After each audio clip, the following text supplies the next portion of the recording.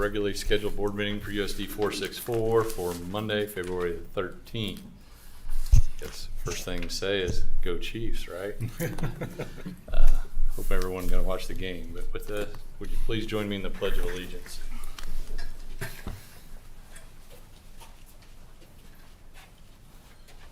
I pledge allegiance to the flag of the United States of America, and to the republic for which it stands, one nation, under God, indivisible, with liberty and justice for all.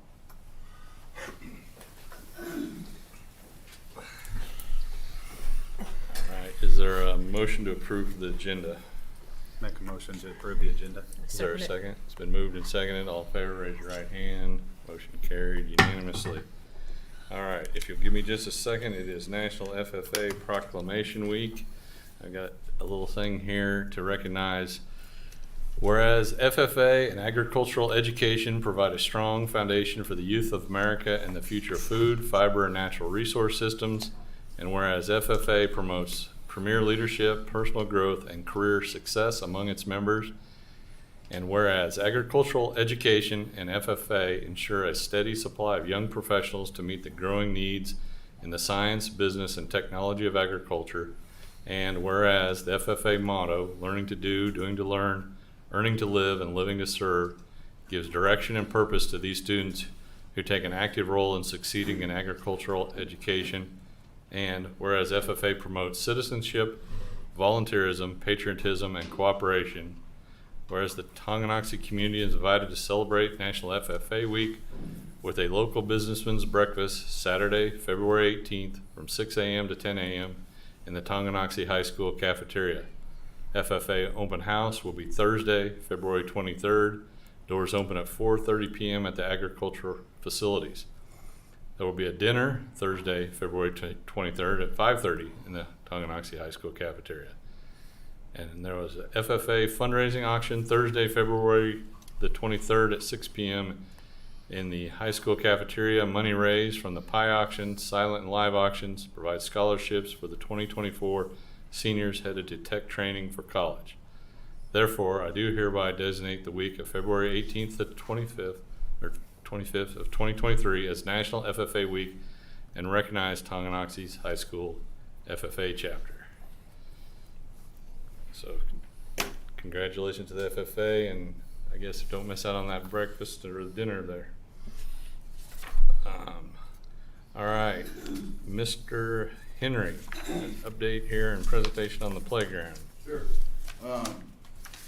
First of all, we've had some members today of the committee that eardrum might have burst, so she's at the urgent care taking care of that. Miss Proctor. Miss Lang is with her daughter that may have emergency surgery for a hernia, and so then we've had some other sick ones. So there's three of us here, so we're still together and we're doing good. So you guys, I handed you out a little packet here, and we'll just go through that and add some other stuff and let you know where we're at.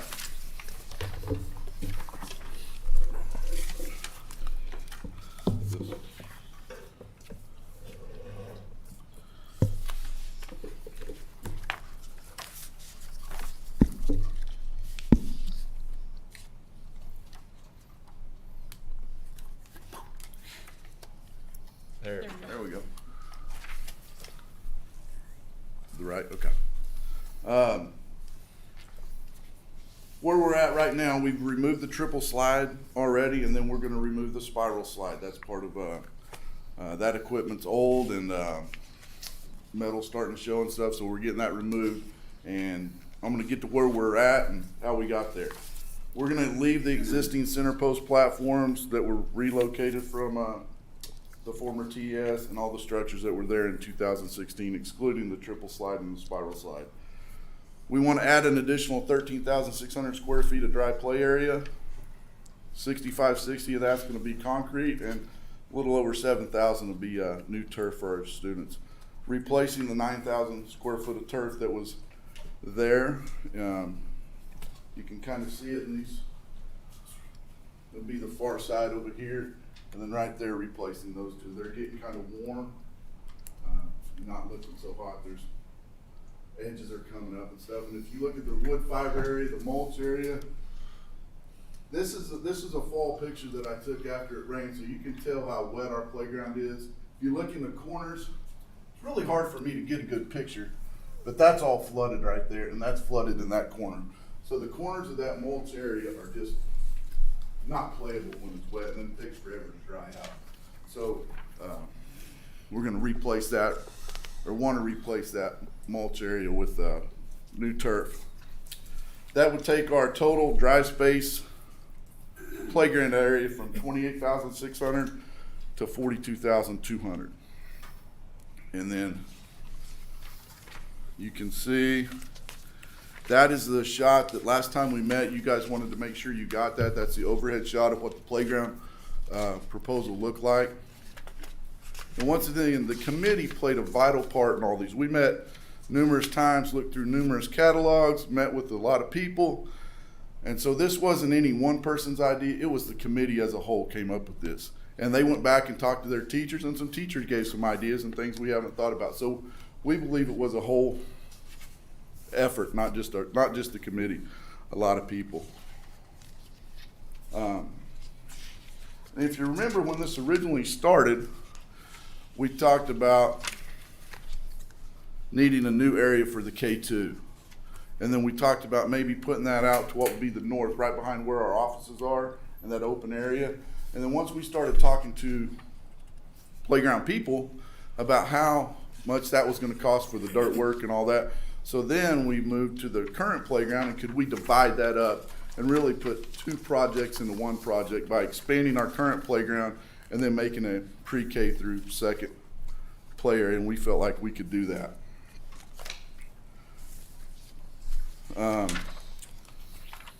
You know, replacing that original turf, that was something we put in later into the project, and that's, if you look on your bid sheet there, that's about $215,000 to get that replaced, but we feel like that's important to get that done. When the committee was looking at the catalogs and deciding what we needed to do, there were certain elements of play that we took in. The overhead, underhand, the crawling and roping, we took that into play. Climbing, swinging, sliding, spinning, balancing, sensory, and then we added one, group play. We thought group play was important because if it does get like that former picture of when it's raining, we got to move those kids to the dry space area, and we needed games and activities for them to use when they can't get out on the field.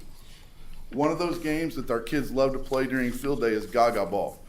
And you guys know what Gaga Ball is? Do we need to see a video of it? We're good. Okay, and then a P6 game. That was also, we have a P6, if we need to see a little video of what P6 is, I got that. You guys, that's just an overhead, like Foursquare, but it's overhead where so you're working on your overhead stuff there. Talk to the PE teachers, they're getting a 9-square portable, they've got a grant for that, and so they'll be able to teach our kids, although theirs is gonna be 9, 6 is the same thing, just a smaller version of it. They're gonna teach our kids the Gaga Ball. So I've already talked to them, and if this gets approved and ready to go, they are ready to teach those units at the beginning of next school year. The music instruments, our committee felt that we are trying to meet the needs of so many kids in our school. We're a small town, if you will, of over 800 in our school, and so we felt like that's important to try to meet the needs of a lot of different kids. Like we all know that kids learn in different ways. They play in different ways too, and we're trying to reach that and get those. And so I know one of you guys had a question, and they're throwing in 4 extra mallets for that. But our committee really believes that music stuff could be something special, especially for our younger kids. And our music teachers are ready to teach our kids how to use that if that happens. So that's about. Any questions for me? I got a lot to cover, and I don't want to stand up here and go too long because I've got a lot of information. I know Ms. Breedlove wants to say something as well. But do you have any? What's the security for the facility? So like when school's not in session, are there cameras facing the facility, or how does that? Right now, Forrest could correct me on this, but I don't think we've got cameras that face out there. We'd probably have to be something we look at, but there are, I mean, our playground's kind of open, and even though it's gonna have a fence, people can hop that fence and stuff, so, I've driven around and looked at a lot of playgrounds in different schools, and most of them have a separate playground for the little kids and got a fence around it of some sort, but I always see people hop that fence, I mean, unless we're gonna put a big one up. But we'll do the best we can with that. I think that's probably the best answer, Stephanie. It's hard to, under the current situation we have there, on weekends and evenings, you'll find students down there almost every night. Well, and I think that's probably okay too. You just want to make sure that it's monitored Right. where Right. things are okay. Forrest, do we have cameras that point down towards that? Not really. We have cameras that are in the building that cover the entrances Mm-hmm. on that side, but none that are really dedicated to the playground. That would be something we need to add. Yeah, we could do that. I think that would help, certainly help. You know, I'll let Ms. Breedlove go and then I'll wrap it up, and I appreciate your time. Good evening. My name is Tina Breedlove, and I teach 5th grade at Tonganoxie Elementary School. I'm here to speak on behalf of the Playground Committee, composed of 4 teachers, 1 parent, and multiple staff members. During my 15 years at TES, I have taught kindergarten, 1st grade, and 5th grade, so I've spent a lot of time on recess duty watching TES students play on the playground. I'm here to shed some light on the intentionality behind the choices we've made as a committee in regards to our playground proposal. As a committee, we have spent many hours discussing the needs of our playground, ways to improve it, and how to support all students. As educators, we know that play is a crucial component of child development, and we need a playground that inspires children of all ages and abilities to play. During my time on the committee, I learned there are 7 main components of well-rounded play that support brain development and successful engagement in the classroom. They are balancing, sliding, brachiating, spinning, climbing, swinging, and sensory development. We strove to include all 7 of them in order to engage children during their time on the playground. We also want to emphasize another category that we considered, group play.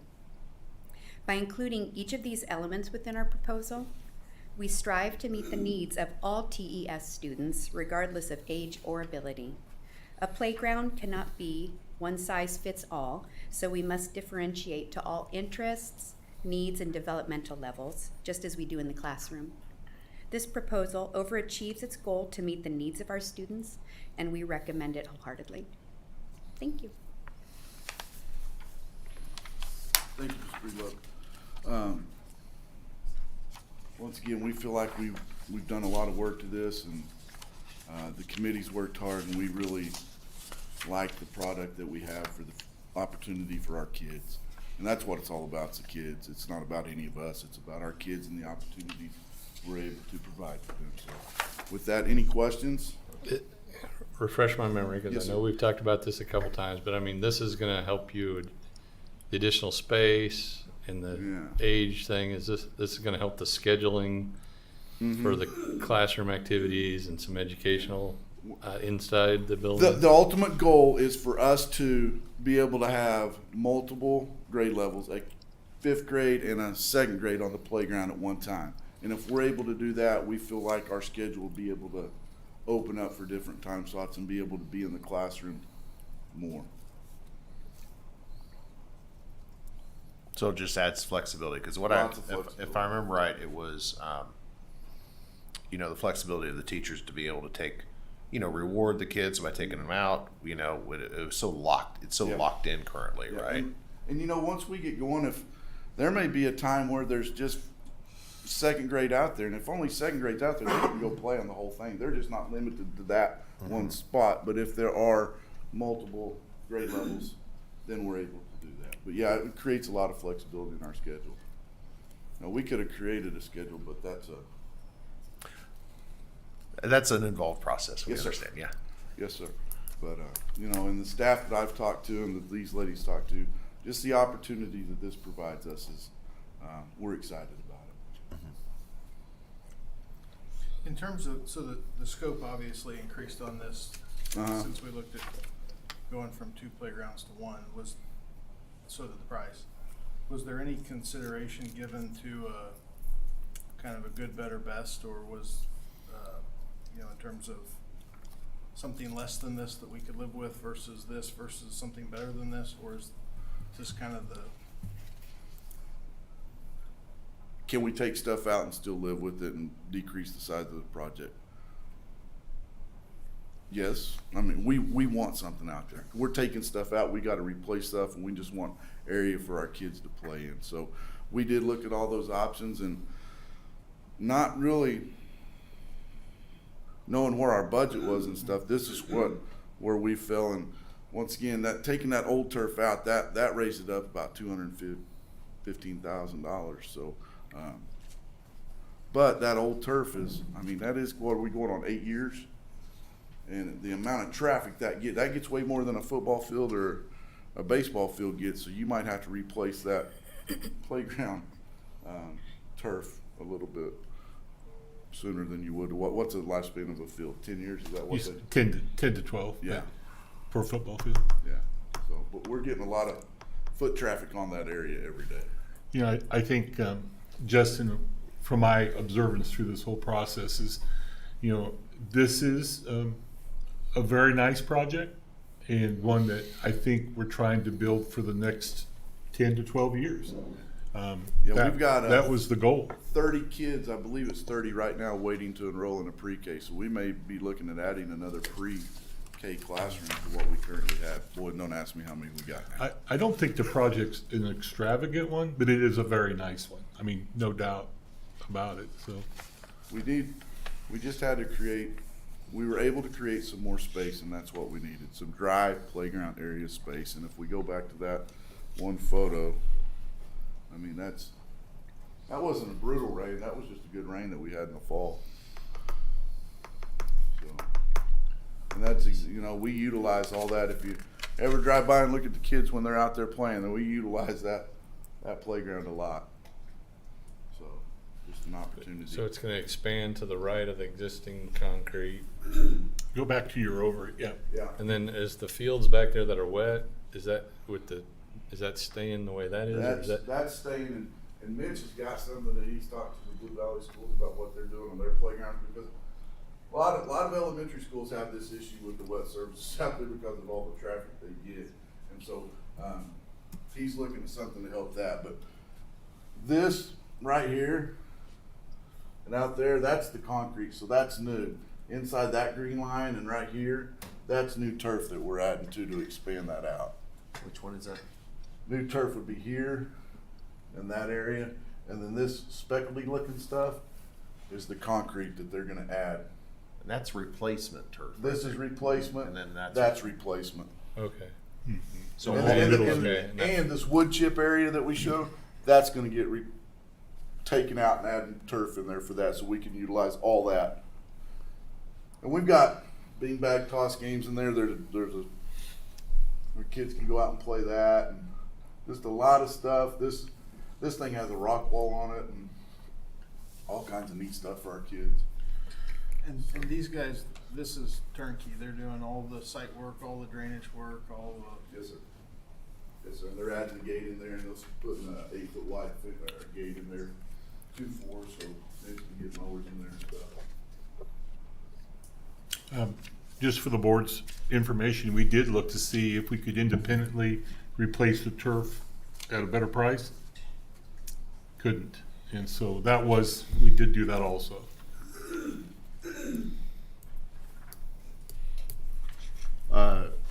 Related to that, given what you're saying this price is, might want to revisit the high school, because that price then wasn't that much more than this. And that's a lot bigger area, so just for planning purposes, it sounds like the turf prices have Two gone up. totally different, They're different turfs. Yeah, but even the base is different. Yeah. There's a lot of difference. Is this like the cushion turf that has a cushion? It's called playground turf, so it will have cushion, and it's softer than what the field turfs are. And that wood mulch area where we saw the drainage, well, they're gonna fix all that.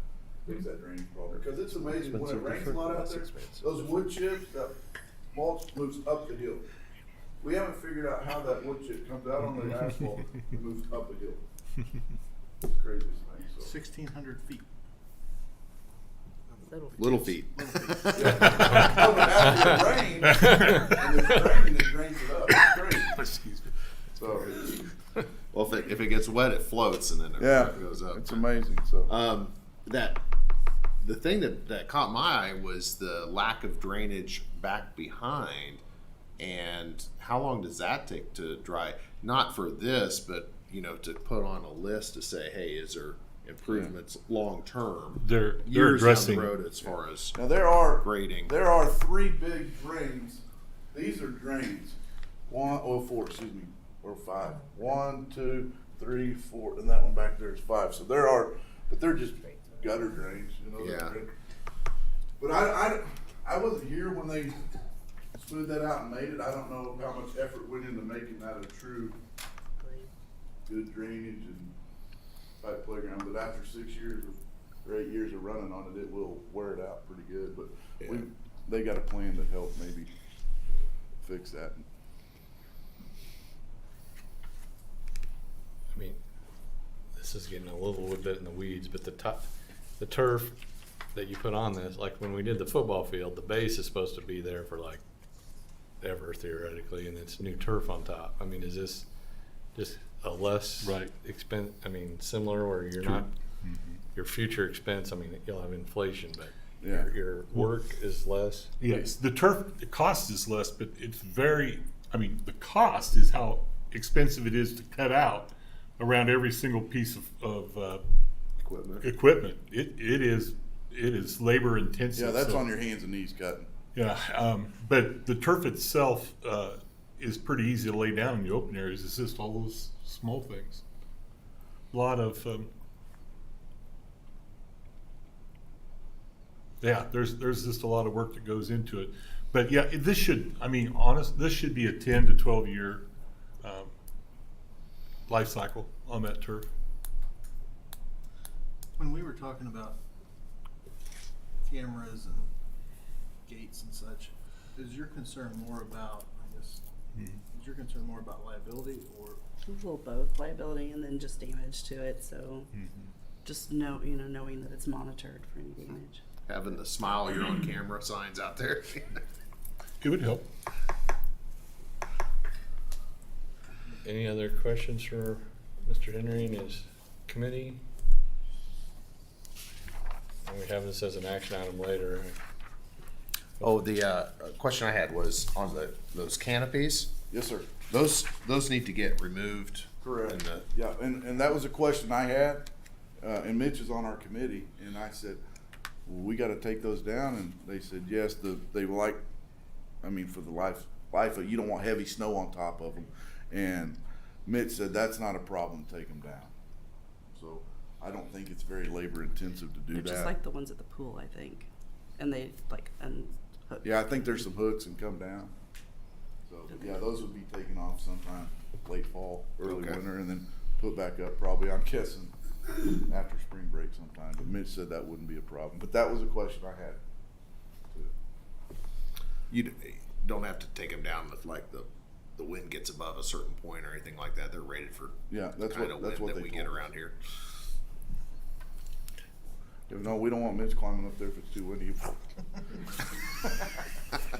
You'll end up over my All property. right, but anything else? I appreciate you guys very much. Thank you. And I commend the committee for their hard work on this. They started on this way back in August, and here we are in February, and appreciate their efforts, their professionalism.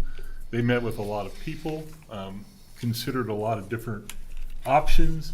I think they tried to answer a lot of questions from the Board of Education and also from the staff themselves. Their communication with the staff from the pre-K-5 was really strong. So I highly recommend that we move forward with this project, and it'll be something that I think Tonganoxie Elementary will be very proud of for years to come. So that's where I'm at. all right, thank you. Thank you, guys. I appreciate it. All You want right. me to leave these here, Mr. Feldkamp, the boards? No, you can take those. Okay. Thank you. Or give them to, why don't you give them to Becky back there so she can. You ready, Jill?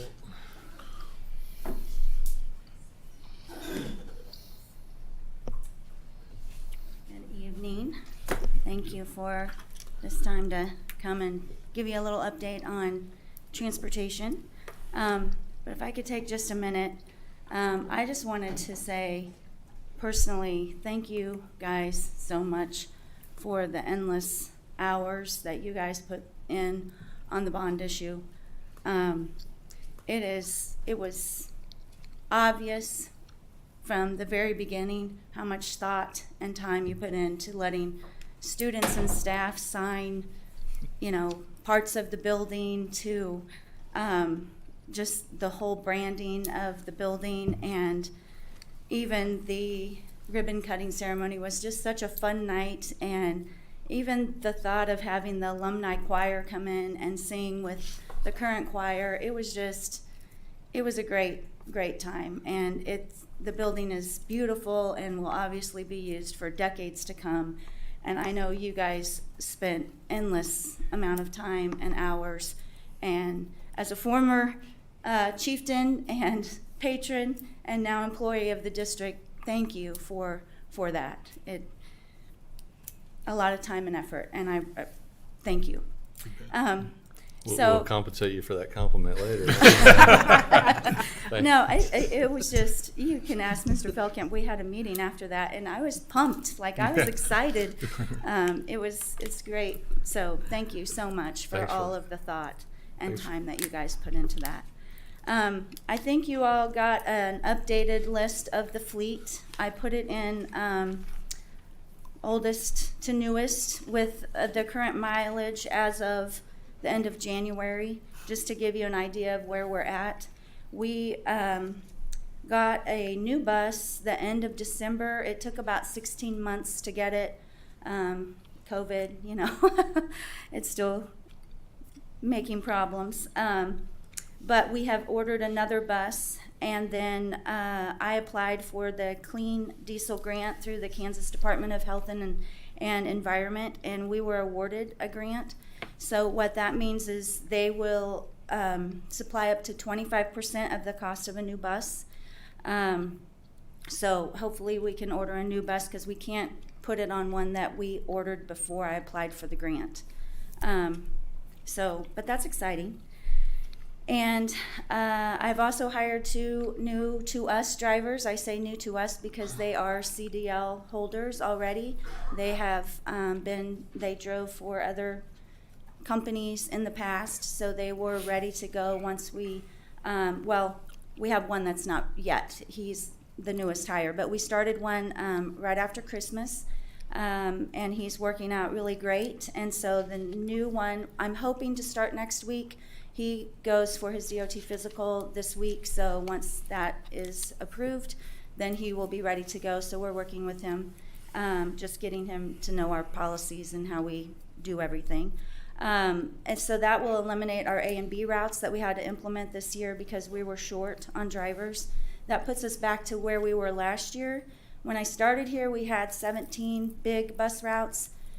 We went down to 15 the last couple of years, and we've been making that work. And then this year, we had to go down even more. But now we're hiring back, so it's looking up in our little world over there.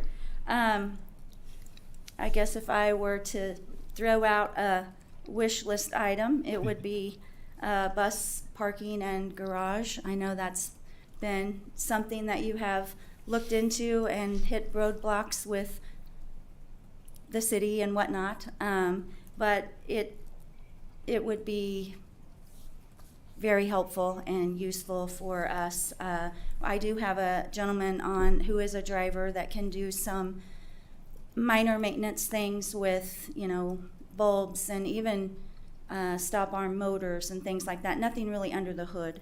But if it's really cold or raining, he can't really work. And then we need to take those things to Red Fuel. And we love Red Fuel. They take very good care of us, but they have to pay their diesel mechanic fees. So if we can do those things in-house, it saves a little bit of money, as well as it gives a place for the drivers to go in months like this when, if they have to park their bus here, they can go indoors while that bus is warming up, because the diesel engine, you can't just get in there and drive. So that's really everything that I have. If you have questions for me. One of the things we're going to be doing this summer is Jill has been housed in Tonganoxie Middle School for 2.5 years. Yes.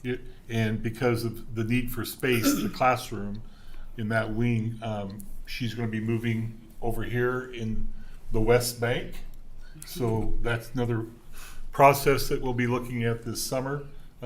So we'll have her in the admin center, which we're looking forward to having her back with us. But also she made it work out there.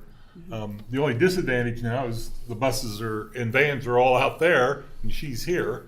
And so the idea of going out and just starting up a bus or checking them out is not as handy. So that's just another piece of the puzzle that we need to take a hard look at. But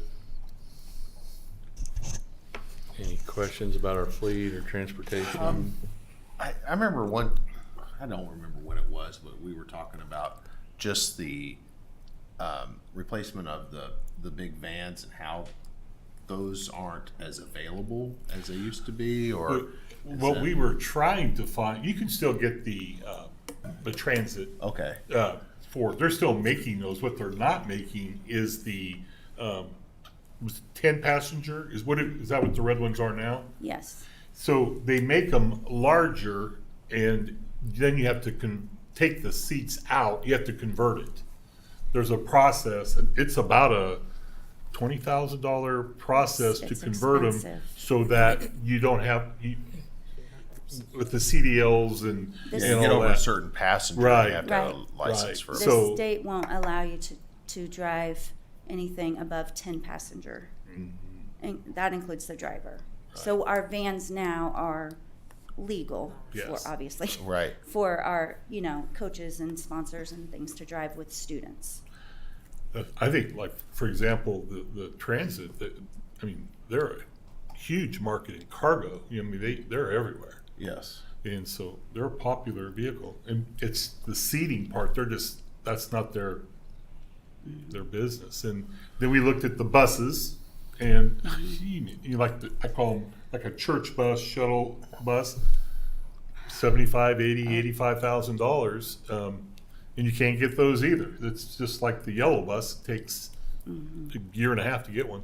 So everybody's scrambling for that shuttle type vehicle. So we don't have an answer. Unfortunately, we don't have an answer. If the state would change the rules, that would help a lot. Yeah, yeah. Yes. But we'll be ordering another bus here before too long. And with the grant that she received, it'll take a year and a half at least. But thanks for applying for that. That's, Yeah, That's that's great. a It's the lot of second- money. I think it's the second one Yes, in 5 that's the years. second one we've been awarded. Yay! Yeah. So, very good. Well, thank you. And I know you've gotten shuffled around, as Lauren mentioned, and you're the drivers, and it's hard to find drivers. And I think we appreciate your patience. We've worked through a lot of things, and I appreciate the positives on the school. And there's some funds out there, and it is on our list. Thanks for hanging in there with us. Absolutely. Thank you, dear. Thank you. All right. Aaron, you still on the phone over there? Can you hear me? Yes. Yes. Can you hear me? Yeah, Yes. we got you. Are you? Are we on? Is that muted? Must be. Not now. Aaron? Hello? Forrest? She's lost. We may have Can you hear me? we can hear you. Can you hear us? Yes, I can. Okay. See, Forrest only had to get that far away. All right. Yeah, it's magic.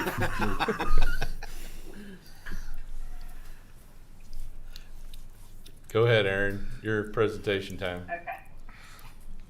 I apologize for not being in there in person, but I want to keep spreading stuff around. So,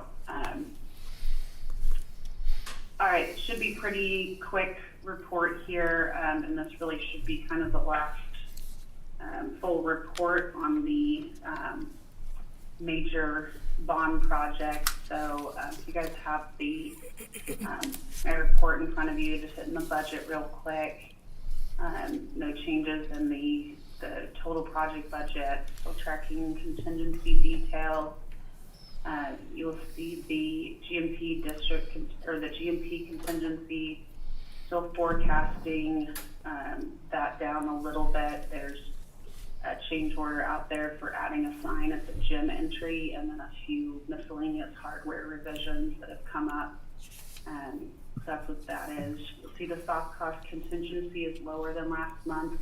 I went ahead and pulled out the cost for the CTE furniture that was approved out of that contingency. So that is why that is lower.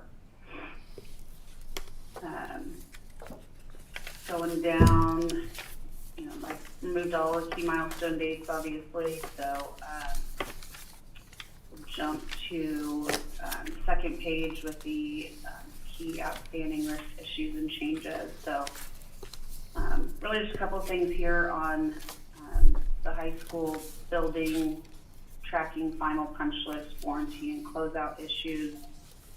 Attached to my report was a completion list that we're kind of using now to track the major warranty and punch list items, as well as some miscellaneous loose ends. So that kind of gives you a list there of what all we're tracking. We did have a meeting last week with Acme Floor on the gym floor, and I attended that along with Warren and Mitch and Cody, and talked through the plan for refinishing that to address some of the issues that came up. So that is planned for spring break. Financial closeout. So just kind of put a note here that over the rest of this month and probably into early March, we'll be working with McCown Gordon to do a final reconciliation of their GMP. I have talked to them a little bit, that they do expect to return a good amount of additional savings from their construction contingency and some of the other contingency line items they had in their budget that they did not have to use for the construction. So don't know exactly what that is yet, but it will be a pretty sizable amount. So I'm hoping we can wrap that up by mid to late March, depending on a few punch list items.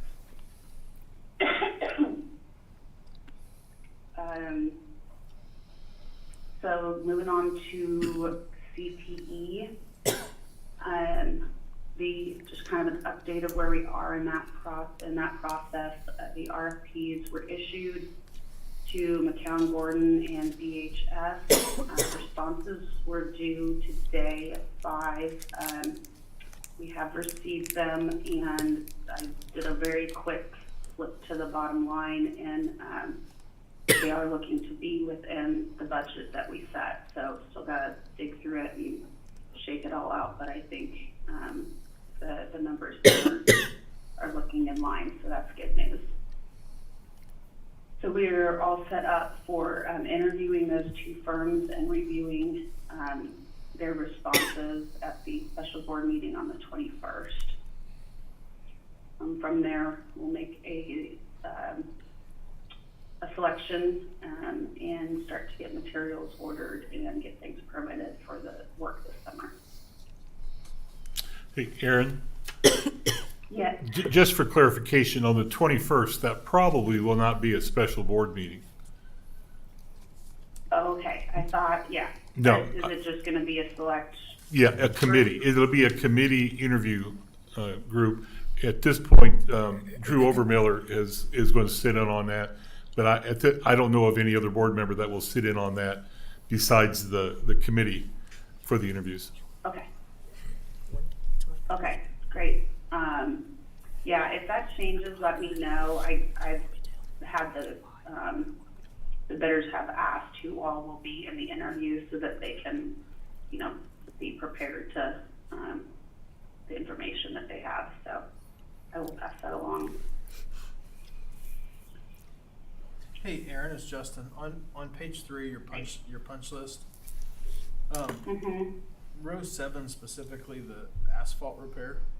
What happened there? What was that?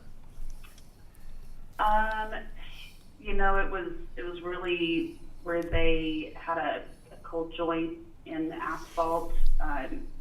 It just didn't get laid properly, or finished properly. So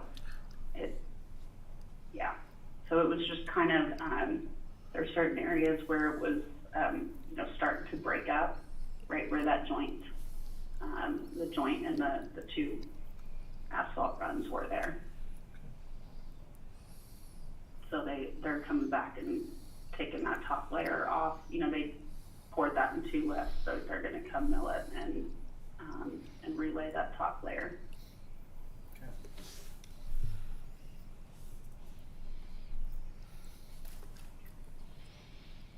All right. So that's really it. The last item on my list here was the project, the fence bid. So we did decide to table that. We do have bids. There were just a couple questions. We're trying to get a second masonry bid on the columns. They are coming in a little high. And then a couple questions we were trying to shake out with the people and just haven't quite gotten that 100%. So probably table that until the March board meeting to look at those.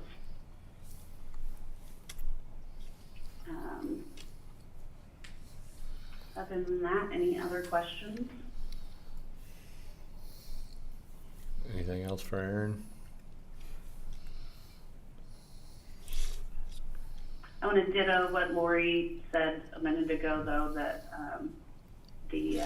the open house and all that was a very nice event. We had a lot of fun, and certain people forced my daughter to take a picture with baby Jay, so that was entertaining. You got to do But I appreciate everybody's work on that. It was really a neat night. Well, we appreciate having you as our partner. I know we still got some things to keep working on here, so hope you're feeling. Yeah, I'm not going anywhere yet, so. All right, well, if you guys don't have any other questions, I'm probably going to jump off. But thank you. Thank you. Thanks, Aaron. Thank you. Bye. All right, we'll move to the consent agenda. Is there a motion to approve the consent agenda? I move to approve the consent agenda. Is there a second? Second. All in favor, raise your right hand. Motion carried. That puts us, sorry. Any public comments? All right. Warren, I'm going to give your update. Okay. Last week we hosted the leadership for Southern Leavenworth County here at Tonganoxie, and Sean Lindberger was part of that process and put on it was an all-day affair here.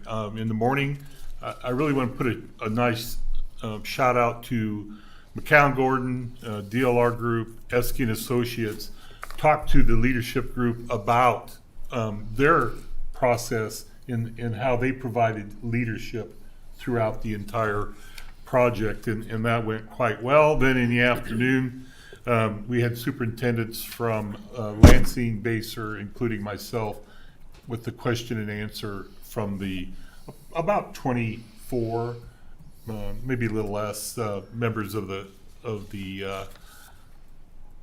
leadership group, and so that's always interesting. We did complete special education director interviews, and we have offered a contract to Jennifer Martin, and she was the assistant to Donna Foy for the last two years at least, maybe 3. And so we're still working out the details on that process. So I'll be meeting with Doug Powers and the Baser next week to continue working on that contract.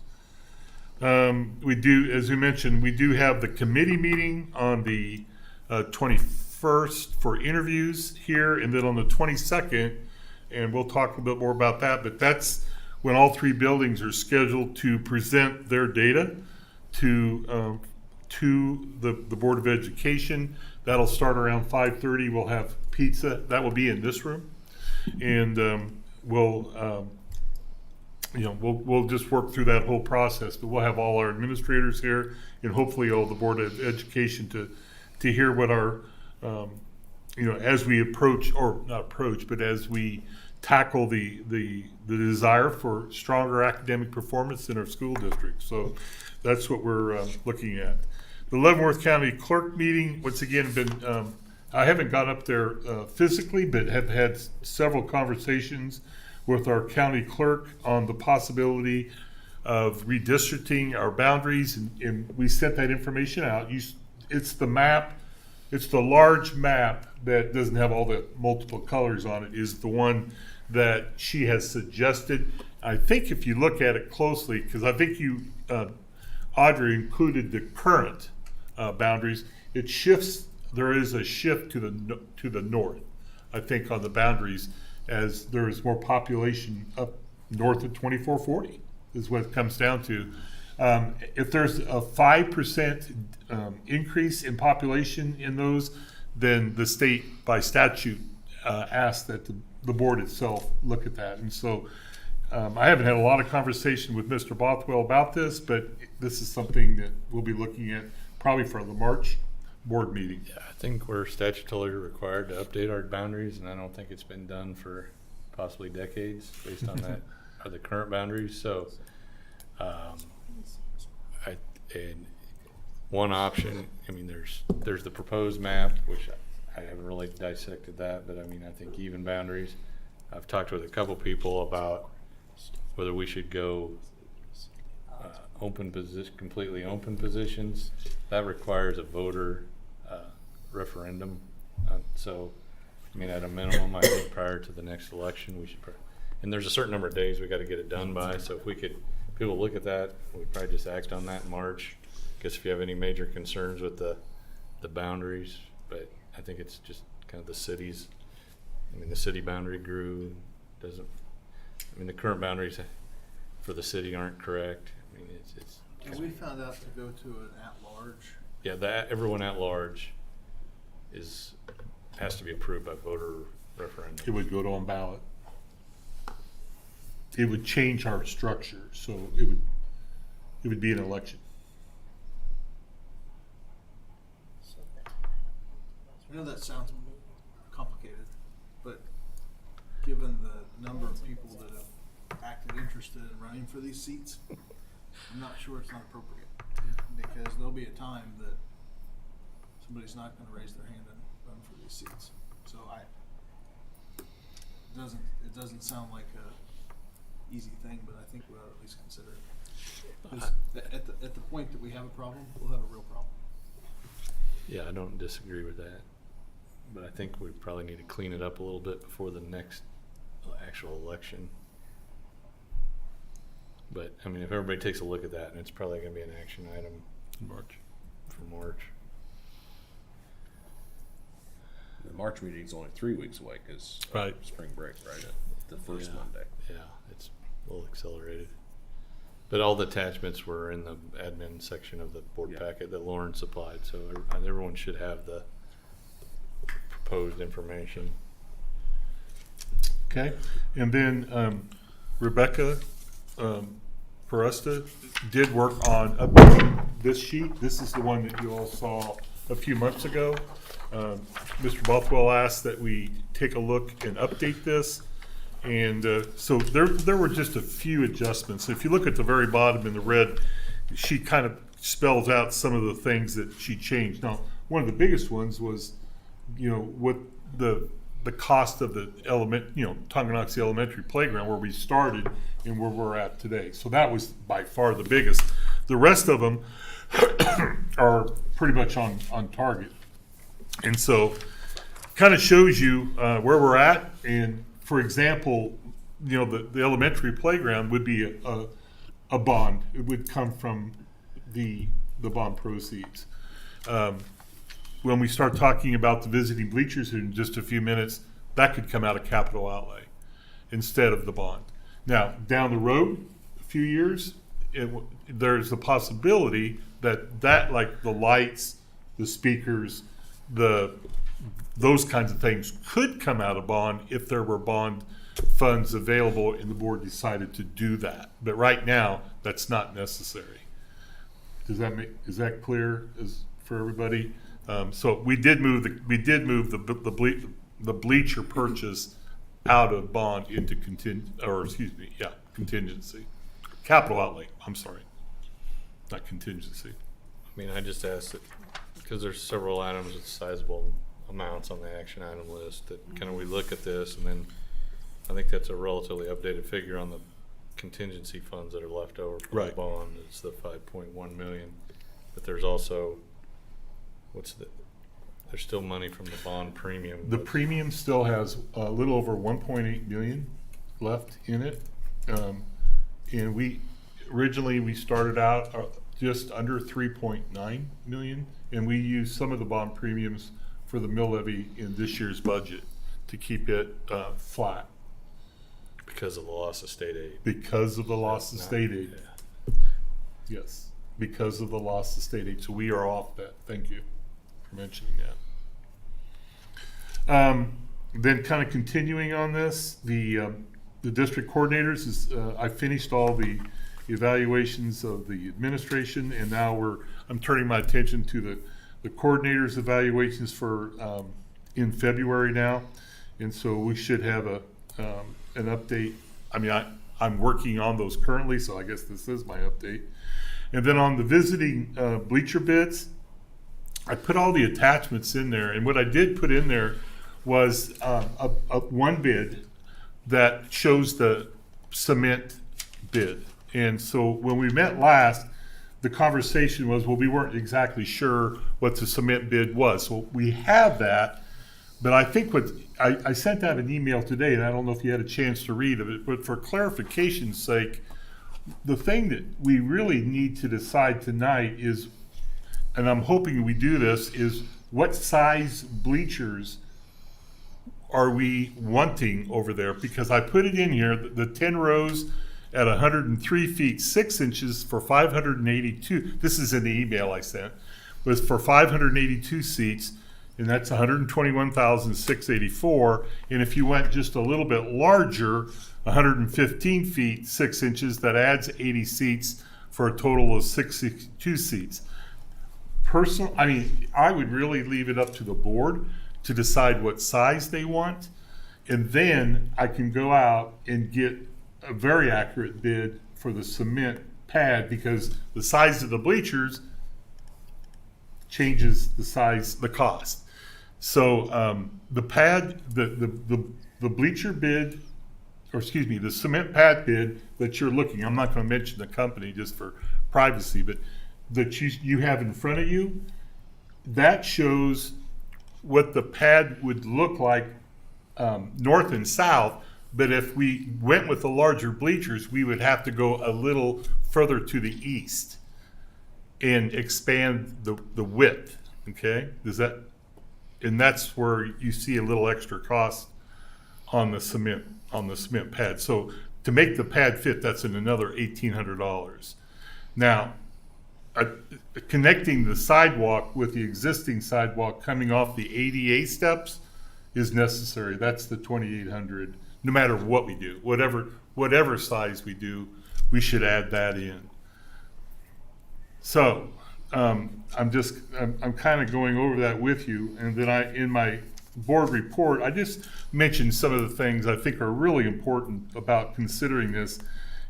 Safety is I know it doesn't happen very often, but in my 5 years here, we've had at least 3 instances where people hurt their shins or had cuts. There was some issues with the handrails and those kinds of things. I'm estimating that the bleachers are over 50 years old. They were the old home bleachers that were wooden, and then they were moved over to the visiting side, and at some point they put aluminum over that framework. So I don't think that's an exaggeration, but I don't know the exact era. But they were probably from the 70s. The visiting bleachers are not ADA accessible, and of course there is some erosion on the east side. We know that will need to be shored up. That's next to the ditch. And there's just a gap between the cement on the east side and what has eroded over the last several years, many years probably. So, I mean, we've put a lot of work into this. What's important to me is if we can get these bleachers ordered and on the calendar, then we can come back next month with the exact bid. I can get more than one bid for this process, and that's what I would like to do is get 2 bids or 3 bids if necessary. But this the bleachers are purchased through the Greenbush Purchasing Consortium, so that's why there's the 1 bid for the Heartland bleachers, and all of our bleachers in the school district are Heartland, and we're satisfied with their product. Where you said you had a number for the concrete? Yeah. Where is that at? I didn't see It's that. in the, I think it's in the action items. With yeah, the- it's probably in the action, not in my email, but it's in the action item. There should be a bid in there. I just Let's see see the here. bleachers. Let me see. I'll get back to my agenda. I swear I saw it, but no, I don't. But, wait a second. That was in there.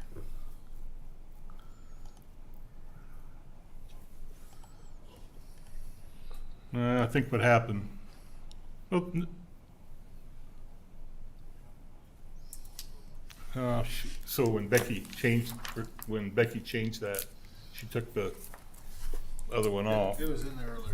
It was, Yeah. and What was the figure? oh, I have it right here. I do have it. Thank you. All right. So the base bid for the concrete, and this includes demolition of that, is $39,584. The add to connect the sidewalk, from the ADA ramp to the existing sidewalk is $2,800. And if we were to add a little extra depth, it's $1,800. The length, north and south, would remain the same, so that doesn't change. So the extra depths to get those other 80s. Yes, you would go an extra $1,800 to get the extra seats, yes. Are you sure you can go to the east? Yes, they looked at it. That's they're going to have to do some dirt work right behind the bleachers. But yes, we had Heartland take a hard look at that, Chris. And that's on the school property? Yes, yes, it is. We're sure of that? Yes, we talked about that. They were talking an extra. Let's see, what was it? To go back a little further, it's a total measure of 116 feet in the fence is right there. in the The existing. fence is right there. So I It's can usually find on it. easement. Yeah. Anyway, I'm sorry about that, but yes, we did talk about making sure it was on our property. Because the fence is still back to behind You know there. what I'm saying? Because they got a right of way. It goes from, And my guess is the fence is on the right of way. yeah, Well, 103 to 116, yes. Well, that's an action item later. Lawrence, I asked for the financial stuff to kind of give us an update on that. I might just comment on one item on the special meeting with the data. The schools are all gonna be here. That's gonna be probably a pretty detailed meeting. I think we might have, Lauren and I met with a couple gentlemen from Greenbush the other day regarding, just some ideas and things on how we might, go about this as we move forward. And so we're looking at maybe having another update in addition to what the admin team has, pending if they can get their little memo done. So there's gonna be a lot of, I'm just gonna say there's probably gonna be potential for a lengthy meeting. It may require like questions after everybody has a chance to digest it, and at least let the admin teams get through their presentations. But that's just kind of my anticipation on that meeting on the 22nd.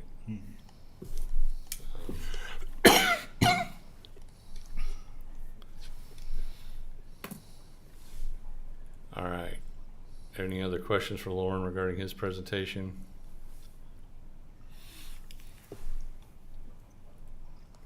All right, Tanya. All right. Well, we wrapped up our KISA visit on January 25th. We had all of our buildings presenting their data. We had a luncheon time where we invited community members from Tongi Strong in, and they spoke with our outside visitation team. That was really just a kind of a Q&A. What do you think is going well with our district, our community, and Tongi Strong gave their feedback to the outside visitation team.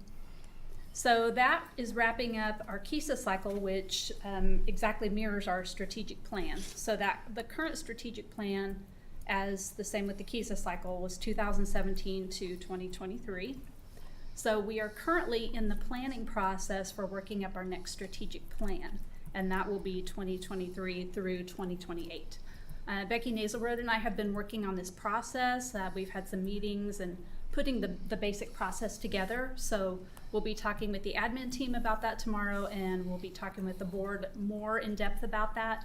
There'll be different pieces and parts to it, like with a normal strategic plan. We'll be gathering the data, working on surveys. We will have community forums. We met last June with the board to kind of develop our thoughts up toward a mission and vision, but we'd like to revisit that to make sure, that was several months ago. So does it still align with our thinking? We'll just revisit that with you. We want to visit with staff, get student input, and we'll have more information coming to you soon about how that process will be rolling out. All right, any questions about that? Okay. We are moving forward with the alternative high school program. The high school staff, their student services team, and I have also been working on the KSDE application that we have to put in for the alternative high school program. We're working through the details. We're working on the staffing, getting that taken care of and ready to go, and we'll be submitting the application soon. So that's moving forward as scheduled. For English language arts adoption, we have some demos scheduled for both the elementary and the secondary. The secondary demos will be Thursday, and then the elementary are going to be spaced over the next couple weeks. The secondary group and the elementary group kind of narrowed their focus to 3 to 4 programs that they really wanted to look further into. So those were the ones we scheduled demos with. The elementary staff would also like to go visit some schools to see those programs in action, because it's one thing to listen to a rep talk about the program, but if you really want to see it in action and listen to other teachers' feedback on how it works for them in their school, we're going to set up those visits in the near area. And I've already got feedback from the Auburn-Washburn School District. They are using one of those programs, and they've invited us to come out, so we'll be picking dates for that. We're also looking into the programs that, and what they currently are providing with their assessments, their intervention, their supplemental products. So we're looking at those products too, and the elementary staff, the elementary reading specialists have really been working with us on that, and they're going to be instrumental in picking out what are the best intervention programs, assessments, supplemental products that come with these programs. So we'll pick what's best, and we'll come to the board with a recommendation in the near future. The final item on the list here, DECA is providing free Narcan spray. Now we've heard that this could be an issue in some communities. Honestly, I don't feel like it's become an issue in our community yet, but my belief is it's really good to be good to be prepared in the event that anything should happen.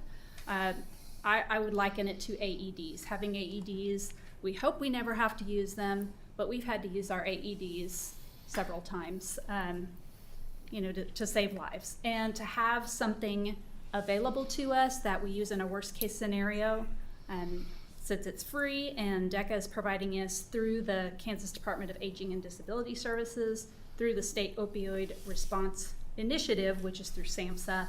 It's a federal grant. They provide the Narcan, they provide the training. They've been great to work with so far. I've just been speaking with them about the program. One of the requirements is that we have a policy. So I have a policy, a draft policy that is in your packet for you to look at. Basically, it gives you some information on an overdose, an opioid or overdose of this type, and then how you can use the Narcan spray to help with that. And DECA has been working with schools for quite a while for this. We're not the first, so there have been a lot of other school districts who've implemented this policy, and then they've received their kits and moved forward. So I don't know. Would if this anyone- actually be a policy, or is this just something? Well, they call it a policy. It's not a board policy that we would Yeah. put in our board policy documents, but it's a requirement that you just have this policy in place. So honestly, I mean, they call it a policy, but it's just a statement that we have and support this, and we go through the training. Would the intent to be to have it at each school, or how would that? Yeah, working with the person from DECA, my contact there, we have talked through, gosh, I've spoken with him 4 or 5 times about where are the best places to locate these. We've decided with the nurses, have one in each office area. We would have one in the athletics area, so have a trainer or someone designated to use that. We'd have one in this building, and I've also requested an extra one to have with the Recreation Commission, since we're in the same building, and they are at different hours than we are, so they wouldn't be able to access the one in our office. They could have a separate one. And there would be enough because you see on the news that it's not only the person that is overdosed, but often first responder or people providing Right. that, you know, medical care to them that can then get overdosed as well. Yes. Or exposed to it. In my conversations with them, I've requested that we have probably a lot more kits than necessary. Yeah. But just in those cases where, you know, you have something happen like that, we want to have enough. Does it have available a to shelf us. life, or is it good for? That was my question, and I would assume it has some type of a shelf life, but I have not seen an expiration on this. But I would assume if they are providing these basic kits to us, we could have some type of a replacement if they do expire. And there is the free training too. And I know our nurses are already requesting this just to have on hand just in case. And then to have it in the athletic area, for example, if we have a patron at a ball game, you know, we can't control what happens outside of our doors and they come in. So I think it's just good to have something just to be safe. Mm-hmm. Not that we would ever want anything to happen in our school, but just to be safe and be prepared. All right, that's all I have for you tonight. Any questions for Tanya?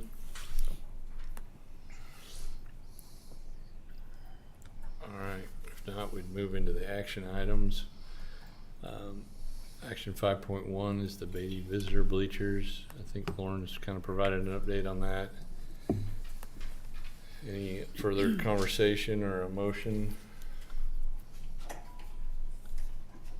I think for the cost of the bleachers, adding extra seats makes decent sense to me, because I think we're looking for the future, maybe not just right now. And so it's not an extensive cost to add more seats to those bleachers.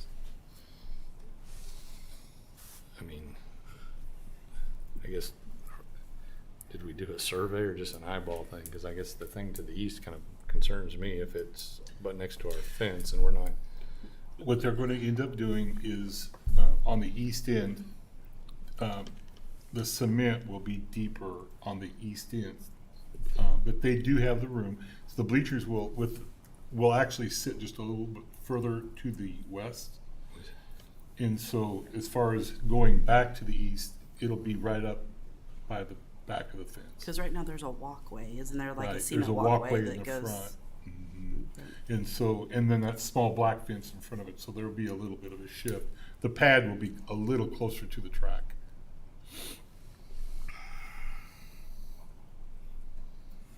Floor is open for a motion on this item. We've talked about it quite a bit. I guess, was that a motion, Stephanie, or was that just a comment?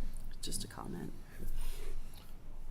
Justin, you're looking to, Well, I'm concerned too about with the fence there. I mean, many times that fence would sit right on the easement, so We're not moving the fence, are we? Are we? The potential for down the road, the fence would be replaced. That's not part of this. so we're not going further east than where the fence is right now. No. That all fits in there. And I think what Chris mentioned, I'm not even sure, like the ownership of anything east of that fence is, I'm assuming, city. Correct. So the intent wasn't to move the fence east at all. Is there permit fees or anything like that for construction? No. Nothing? Okay. And then, what are the thoughts on the concrete that we?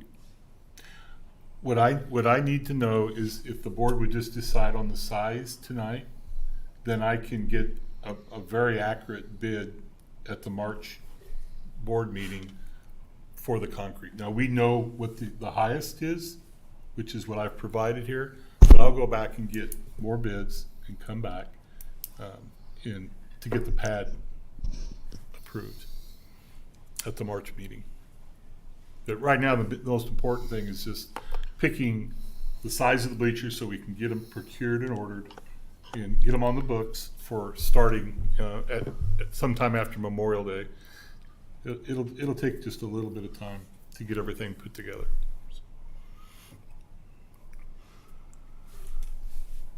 I mean, I know it's not a lot of money, but I just feel like, is it the recommended, the smaller size, I mean, they sit there empty most of the time, and you're only rarely would you're gonna fill them to capacity. I mean, I look at it as the bleachers that are there have sat there for quite a few years, and we're replacing them, so why not look maybe more to the future?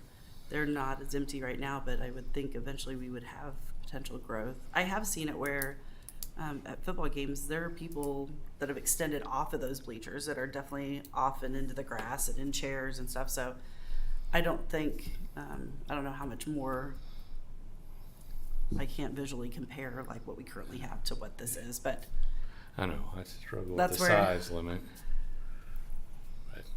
The biggest thing you'll notice besides the ADA ramp is going to sit higher.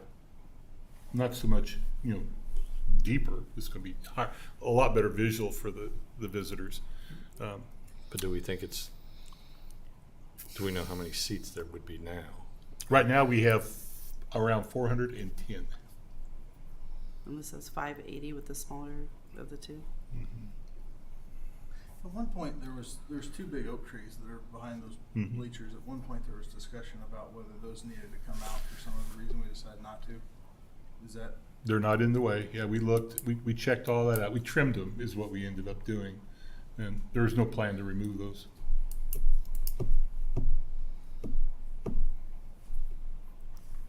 Wow.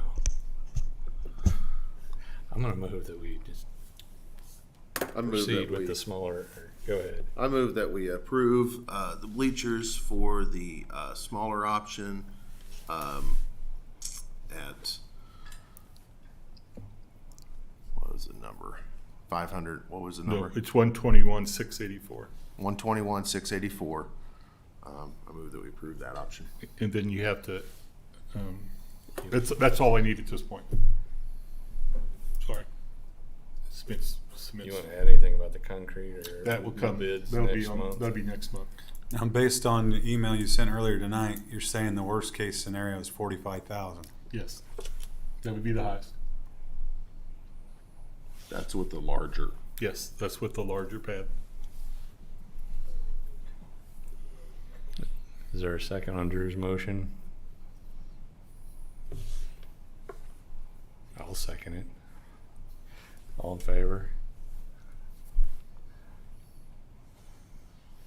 All opposed? Motion carried 4-2.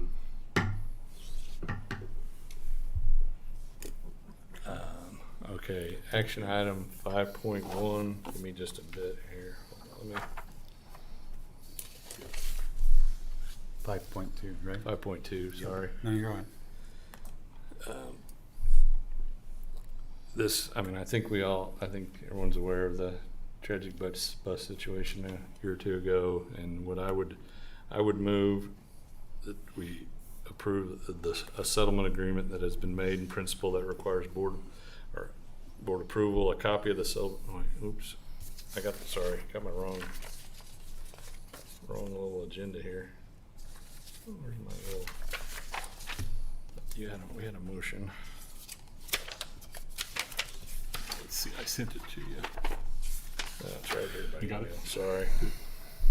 I would move that we approve a settlement agreement. Where's that at?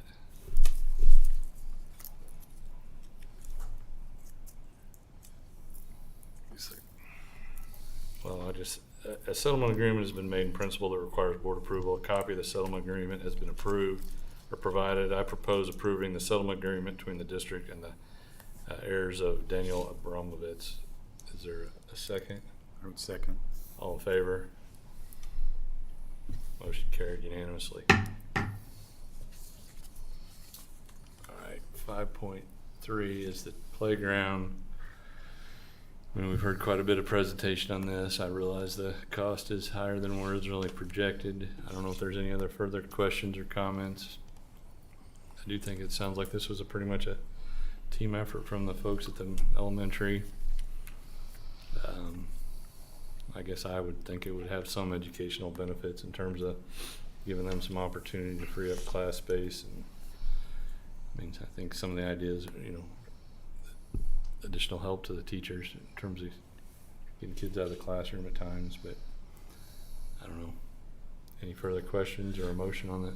I think I struggle with the dollar amount. I think it's a lot, and I'm all for doing something. I struggle with the dollar amount,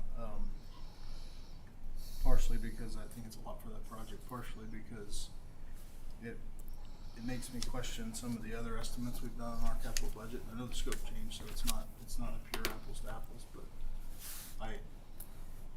I'm concerned that it blows up other plans we may have had from a capital projects perspective. So I am concerned about the dollar. So, Justin, to address that, with the projections that we showed here, that it does change the scope, as you mentioned, because it does add, but it almost in some ways knocks off two. I get that. That's to me the biggest change. So the additional cost is being addressed in our prioritized list, and we can do this financially. I think my concern is as much about this project though is, and again, scope change, so fully acknowledge that, but it went up 70%. So, there's lots of other projects on here that are multiple $100,000, and if those are off by 70%, then we've got harder decisions to make. That's my concern. I may be going. Yeah, I mean, it wasn't my top choice on the priority list, but I do go back to as part of the master plan. It was our top item, and there are some serious safety things in there. But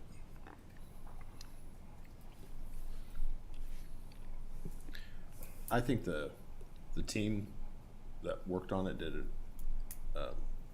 Obviously, put a lot of effort into it. To go back, I wish that there had been more information delivered as far as, or expectations like, hey, we'd like to target this amount. Let's see what this will get us that we had included, and then have options that would then, go work up to this to see what additional benefit you're getting from that original target amount that we had versus this. Kind of a good, better, best. Yeah, kind of good, better, best, and say, and here's why we're recommending the current one over these others, because it has these additional benefits. I mean, that's partly on us maybe for not establishing that. Yeah, that's why I was careful to say that I think the team that did it didn't, put in a lot of effort and a lot of thought. That's I think for going forward, if we had another project like this or another, we should communicate that as far as a good, better, best, or a good, better, at least two evaluation options.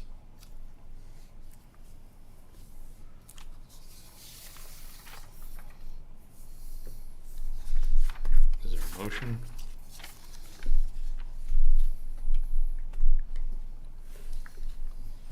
I'll move that we approve action item 5.3 as presented. Is there a second? I second it. It's been moved and seconded that we approve action item 5.3. All in favor, please raise your right hand. All opposed? Motion carried 4-2. Action item 5.4, Narcan policy. Seems pretty no-brainer to me that we adopt this, but any other questions or comments? Is there a motion for item 5.4? I would make a motion to approve item 5.4, the approval of the district Narcan policy. Is there a second? It's been moved and seconded. All in favor, raise your right hand. Motion carried. All right, executive session. We do need to go into executive session. Is everyone good, or do we need a little? How long are we in there? I was going Is to it recommend quick? 15 minutes. Yeah, you can start. Hit the restroom real quick, please. Here, just hold on a second. I guess I would move that we adjourn into executive session, or I move that we go into executive session for 15 minutes, invite Lauren in, and we will start that at 7:30. In my 15 minutes. office. We don't have this updated yet.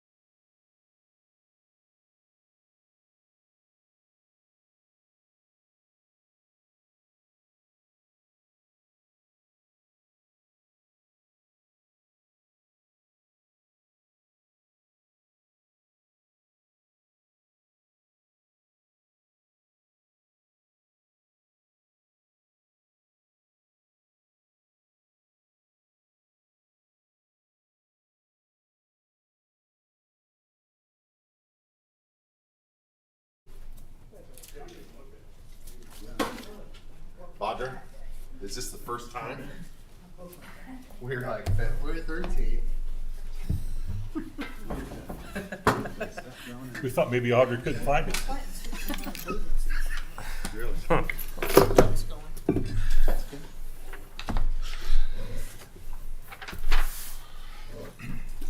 Call the meeting back into session, an executive session. We do have one action item. I would move that the board extend the administrative contracts for 1 year for Tanya Phillips, Cody Witt, Kelly Hoops, Josie Eastis, Casey Brown, Hayes Farwell, Clesta Blazo, and Chris Henry. Is there a second? Second. All in favor, raise your right hand. Motion carried. All right, the only, moving into, I think we've talked about it already, but there's the February 22nd special meeting, and then Drew's agreed to participate in that 21st, and then talking about the bids for the CTE. If anybody wants to participate in that, they're welcome. If we get more than 4 volunteers, but let Lauren know. Starts If at 6.